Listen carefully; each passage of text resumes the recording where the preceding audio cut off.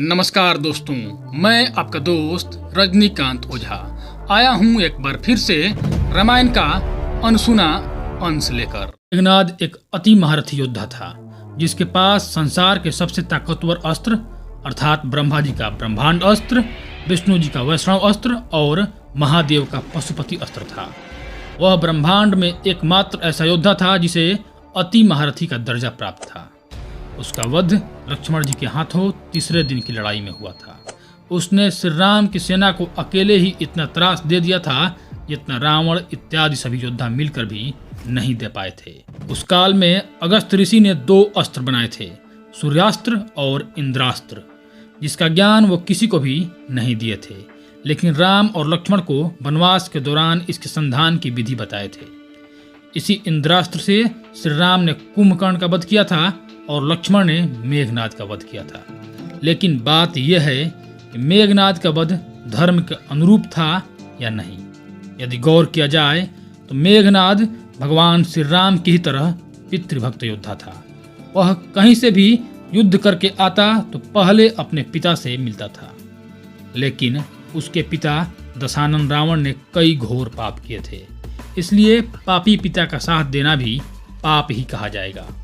जब उसको ज्ञान हो गया कि राम लक्ष्मण भगवान हैं, तो वह रावण को राम से संधि करने के लिए समझाने का बहुत प्रयत्न किया, लेकिन रावण नहीं माने। उसकी माता मंदोदरी ने उसे राम की शरण में जाने को कहा। तब मेघनाद ने मंदोदरी से कहा कि जो पिता से विमुख होकर जाते हैं उन्हें भगवान भी भाव नहीं देते। वह सब कुछ जानते हुए भी पिता और देश के साथ रहा। उसका यह कदम प्रशंसनीय है। लेकिन उसके बल पर ही रावण ने अनेकों पाप किए थे, जैसे सीता जी का अपहरण, कई दिक्पालों तथा देवताओं को बंदी बनाना, जन स्थान में जाकर उत्पात मचाना इत्यादि। इसलिए इस तरह से देखा जाए तो मेघनाद वध असंभावी हो गया था।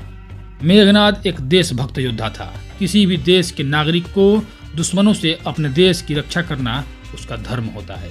मेघनाद इसीलिए मरणोपरांत तक अपने देश के आन के लिए लड़ता रहा था। वह एक साहसी, निर्भीक, देश प्रेमी और अपने कुटुंबजनों से प्रेम करने वाला महान दारुण भट्ट योद्धा था। लेकिन उसका वह देश और कुटुंब तरह तरह के व्यभिचारों का अड्डा बन गया था। विभीषण जैसा भगवान के भक्त आदमी भी उस पापी देश से निकल गए थे और वहां जबरदस्ती सीता जी को अशोक वाटिका में रखा गया था। इसलिए यहाँ देखा जाए तो मेघनाद वध उचित है। मेघनाद कभी भी अपने से बड़ों जैसे विभीषण जी और रावण के नाना मल्यवान इत्यादि बूढ़ों को आदर नहीं देता था। वह अत्यंत घमंडी स्वभाव का था। वह देवताओं के राजा इंद्र को बंदी बनाकर धोखे से उनका वध करना चाहता था। वह अति महारथी होने के बाद भी जब युद्ध में लक्ष्मण जी के सामने आमने सामने की लड़ाई में टिक नहीं पाया तो कपट युद्ध पर उतर आया था। यही सब कारणों को मिलाकर हमें लगता है कि मेघनाद वध धर्म संगत है। धन्यवाद दोस्तों। यदि आपको यह जानकारी अच्छी लगी हो कृपया मेरे चैनल को सब्सक्राइब कर दें।